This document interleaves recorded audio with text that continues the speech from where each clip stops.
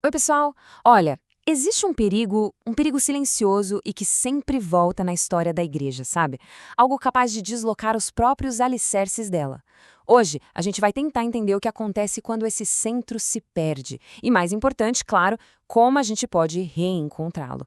E tudo começa com essa pergunta, né? O que é que está verdadeiramente no centro? O que ou quem realmente ocupa aquele espaço principal na vida da igreja? A resposta a gente pensa que é óbvia, mas o desvio é muito mais sutil do que parece. Pensa assim: a perda do centro não acontece da noite para o dia. É um processo gradual. É como colocar um móvel novo numa sala. No começo, a gente mal nota. Mas com o tempo, ele começa a tomar espaço, a pedir atenção. E quando vemos, tudo na sala precisa se ajeitar em volta dele. Ele virou o obstáculo. Certo, mas para a gente entender esse desvio, a gente tem que voltar para o projeto original. E qual era o plano de Deus desde o começo? Olha, não era centralizar um sistema ou uma religião, muito menos uma organização. Era centralizar uma pessoa. E a escala desse plano é cósmica, é gigantesca. O livro de Efésios fala que o projeto de Deus é unificar, é fazer convergir absolutamente tudo. O que está no céu, o que está na terra, tudo sob Cristo. Ele é tipo o ponto de encontro de toda a realidade. E aqui está o ponto-chave, a virada de chave. A igreja, ela nunca foi feita para ser um fim em si mesma, sabe? O propósito dela é ser um veículo, um corpo, por onde a vida de Cristo se manifesta para o mundo. Ela não tem vida própria, separada dele. A vida é dele. Para a gente ir mais fundo nisso, tem uma palavra que é fundamental a gente entender: preeminência. E olha, não é só sobre ser importante ou, sei lá, ser parte do grupo. Preeminência quer dizer ocupar o primeiríssimo lugar. O lugar mais alto, o lugar indiscutível, é a supremacia.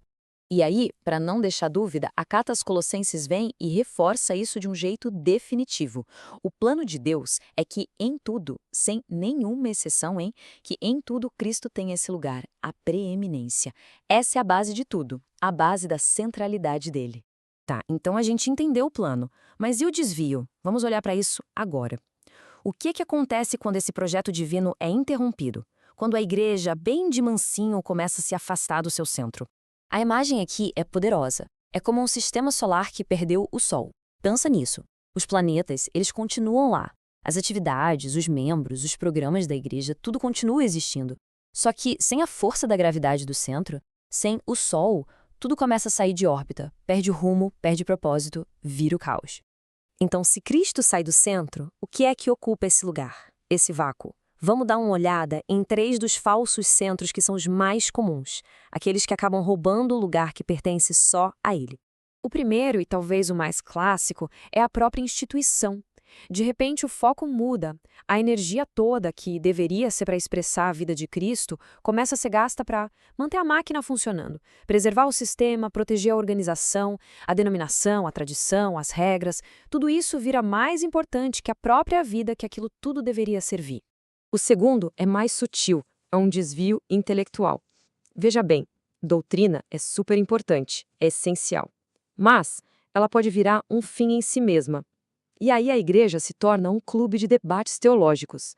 A gente acumula um monte de conhecimento sobre Cristo, mas acaba perdendo a experiência viva de Cristo. Percebe a diferença? E tem aquela frase que mata a charada, né? A letra mata, mas o espírito vivifica. É isso. O conhecimento pelo conhecimento, a letra fria da doutrina, pode acabar se tornando uma coisa estéril, sem vida. É o espírito, a realidade viva por trás de tudo que realmente vivifica, que gera vida. E por último, o terceiro falso centro, o homem. Pode ser um líder carismático, um ministério que está bombando ou uma visão humana muito poderosa. Essas coisas começam a chamar a atenção, a atrair a lealdade das pessoas. E aí, a igreja começa a girar em torno de uma personalidade e acaba se esquecendo qual é o único e verdadeiro fundamento: Cristo. Ok, já vimos o problema, já entendemos o perigo, mas e a solução? Como é que fica? Vamos ver agora o que acontece quando Cristo é restaurado ao seu devido lugar. E o spoiler é: isso transforma absolutamente tudo. A primeira coisa que muda de forma radical é a motivação. Olha só, atividades que antes eram uma obrigação, um evento na agenda, se tornam reações espontâneas. A adoração deixa de ser um show e passa a ser uma resposta genuína a quem ele é. O serviço não é mais um fardo, é simplesmente a expressão natural da vida que flui dele. E essa talvez seja a transformação mais profunda de todas. A igreja deixa de funcionar como uma máquina religiosa, como um sistema que precisa ser gerenciado e volta a ser aquilo que ela sempre deveria ter sido, um organismo vivo, um corpo dinâmico que responde à sua cabeça, que é Cristo. Legal. Então, na prática, no dia a dia, como é que é uma igreja que vive isso? Vamos resumir aqui rapidinho as características de uma comunidade que é de verdade centrada em Cristo? Repara como ele passa a permear todas as áreas. Cristo não é só o assunto da pregação, ele é o conteúdo. Ele não é só o motivo da adoração, ele é a razão. Ele se torna um modelo para a vida, o centro da comunhão e o grande objetivo da missão. Ele não é uma parte, ele é tudo. E essa frase aqui de Colossenses é o resumo perfeito, o arremate final. Cristo é tudo e está em todos. Não se trata dele ser a parte mais importante do bolo, entende? Trata-se dele ser o bolo inteiro, a totalidade, a própria substância da vida. E isso nos leva à grande conclusão de hoje. O maior chamado para a igreja hoje talvez não seja crescer em número ou em influência, mas sim retornar ao centro. O verdadeiro sucesso não se mede em estatísticas ou prédios, mas no alinhamento com seu centro, que é a pessoa de Jesus Cristo.